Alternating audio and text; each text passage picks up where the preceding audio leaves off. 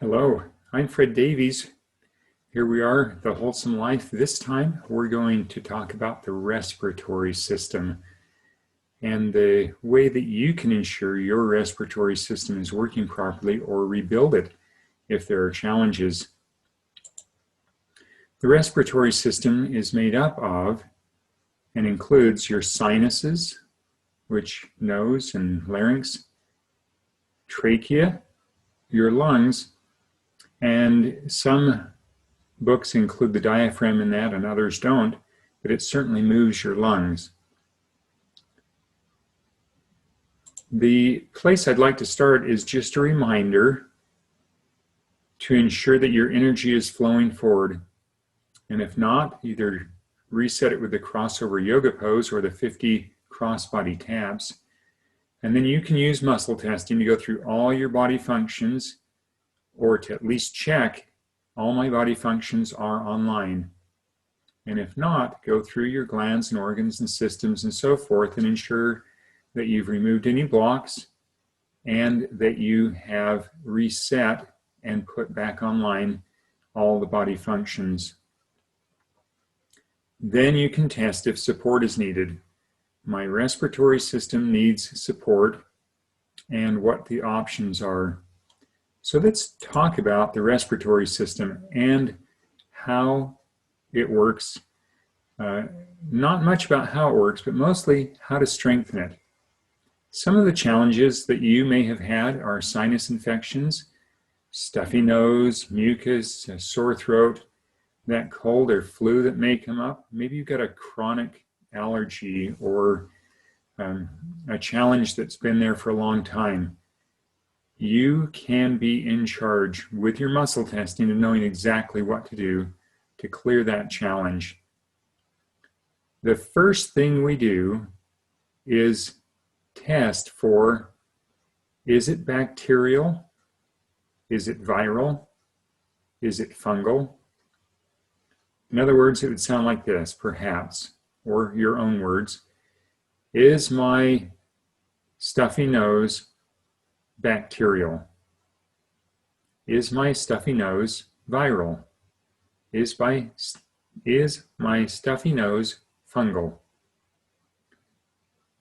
And then, are there blocks that need to be cleared for me to be able to get this cleared? Then we do what plants will clear it. We give it the full treatment. Now, when I've had a stuffy nose, I don't just find one plant. I find 3 or 4, and then I give it everything I can give because I don't want a cold or flu to be hanging on. The very first touch of a cold or flu, I go through the following routine, and let's just show you how I clear it powerfully and quick. Here's a list of the antibiotic, antiviral, and antifungal plants. So the first thing we do is find out, is the challenge I'm having bacterial, viral, or fungal? If all those are wrong, start back with, is it my body that's creating this? Probably not if you didn't find out that there's an impact from your body. So maybe it's emotional, maybe it's a mental belief, maybe it's a spiritual cause, maybe it's not physical. If everything else tests that it's not bacterial or viral or fungal. But it could be an allergy, couldn't it? Yes, it could, and we'll talk about allergies here in a moment and how to clear them. So let's say for this example that we find out this is viral. Then I go through the entire list of antivirals and I just check them one at a time. If it will be effective in clearing it. Can I clear this virus with astragalus root? If that's a no, can I clear this virus with burdock? Can I clear this virus with calendula? And so forth, all the way through. Record the ones that are yeses and nos. In this example, I've just put an arrow next to the ones that came up yes. I'm not going to stop there because I'm probably not going to take 5 things all at once, or I may not have all of those. So I ask my body next, I need at least 1 of those to clear this virus completely. I need at least 2 of these to clear this virus completely. I need at least 3 of these to clear this virus completely. I need at least 4 of these to clear this virus completely. And if it broke on 4, then I need 3 of them to clear the virus. And then I just go through. Burdock is most important to clear this virus. Echinacea is most important to clear this virus, or a similar title. And I record the 3 that come up yes on that. And in this case, I'll just say it was echinacea and garlic and peppermint. So I've recorded echinacea and garlic and peppermint are critical to take to clear the virus. And then I take it in extremely high amounts. I don't take just a little bit of echinacea, a little bit of garlic, or once in a while with the mullein. I take it every hour. I muscle test. I need more echinacea, I need more garlic, I need more mullein. Let me tell you my favorite method for each one of those. Echinacea root, I take it as capsules or as tinctures. It is a root. It would take 20 minutes to make into a decoction to drink. You can do that if you wanted to.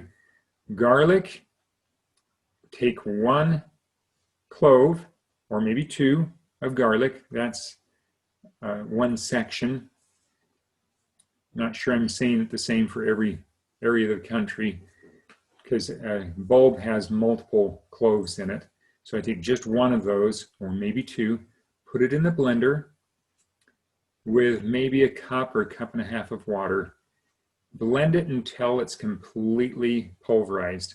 Yes, I took the skin off of that clove before I put it in there. I don't want to have chunks of hard skin in there. Then take a drink of that, just a mouthful, and hold it in your mouth. This works for sinus infections. It works for sore throat. It works for anything upper respiratory. Hold it in your mouth until you can feel it tingling, and then just let it drizzle down a little bit at a time. This is really strong. Yes, garlic's strong, but it works. You'll feel it going up into your sinuses and clearing your sinuses. You'll feel it going down your throat and clearing everything there. By the time you get down that cup or cup and a half, you will probably have killed that entire infection. If it's not killed, check in an hour and try again with another treatment. And it won't take very many treatments to get rid of a cold and flu with garlic. I love it because it doesn't let it hang on. Mullein tea. I'm not going to go into everything mullein right now, but mullein is also an extremely powerful antibiotic, antiviral, antifungal that rebuilds your lungs, that helps your lungs open up and rehydrate so that you can overcome lung and bronchial problems. It's so powerful. I'll probably say a few things about it a little later in this presentation.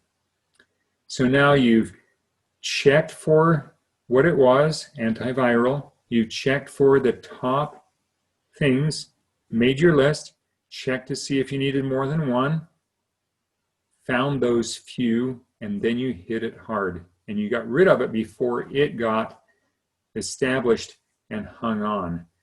Don't let a cold or a flu get in there and hang on. You can kill that very, very quickly with this method. So, some other things to test for that are very effective. Some of Dr. Christopher's products.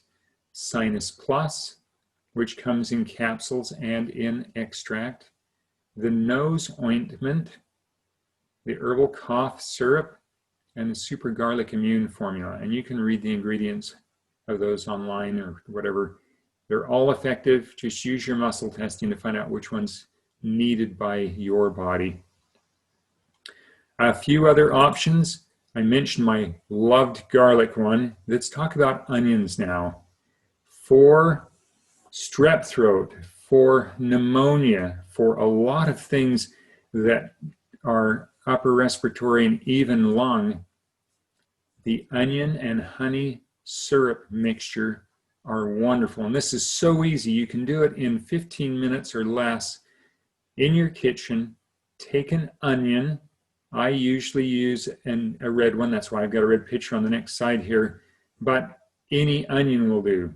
And any honey will do. I've even used crystallized honey to make this with, because the honey and the onion mix, and the onion puts its juices into the honey and will make even crystallized honey runny as can be. And the honey pulls the juices out of the onion.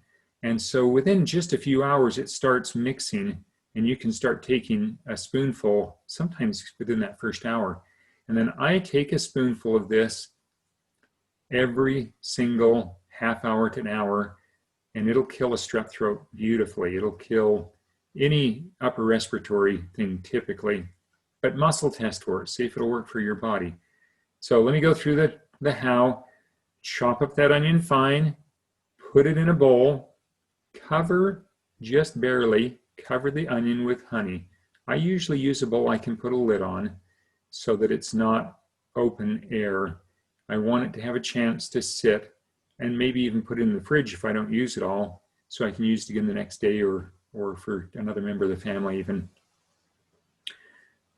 Then you can start getting a spoonful of that liquid, and I use a table-sized spoon, and just take a mouthful, hold it in the mouth like you want to kill everything in the mouth, and let it drizzle down the throat, and it will kill all of that infection as it goes down. I love the honey and onion syrup, and it's easy. How long does it store? Not real long. I wouldn't store it. It's too easy to make. Onion. You have especially a little person, or maybe you just don't want to spend a lot of time doing things. You're too tired. Chop up the onion, place it in a bowl right beside your bed where it's within just a couple of feet of your nose, and go to sleep. Get some sleep. It will kill all of that bacteria in the room and in your sinuses and nose and everything. And do discard that in the morning, because it attracts bacteria to it, and you definitely don't want to have it eaten and have all that bacteria and soggy onion there. So discard that. So there's a couple options. I love them. They work. I've used them for myself and for others, and they really do work. What about the lungs? Your lungs need to be functioning properly for you to do the very best. So after you check to make sure your lungs are online, and that whether it's bacterial, viral, or fungal, go through those standard checks, and then use the same method we did just a moment ago. But to rebuild the lungs, you got some wonderful things. I mentioned mullein before. How do you rebuild the lungs with mullein? Drink it as a tea. Remember to strain mullein. It has little teeny hairs that can be irritating to the throat. While it's simmering, steeping, while the mullein is steeping, you can just put a towel over your head and put your nose over that pot and breathe in that steam. Or take it as capsules. Mullein is extremely effective at healing the lungs. It hydrates them. It helps the stuck lungs open back up again. It's just extremely effective. Brigham tea. You can also breathe the steam of brigham tea. Brigham tea is a stalk, as shown in the second picture. So you're going to need to simmer it for 20 minutes. Unlike mullein, which is just pour hot water over the leaf and let it steep for maybe 5 or 10 minutes, because it's a leaf.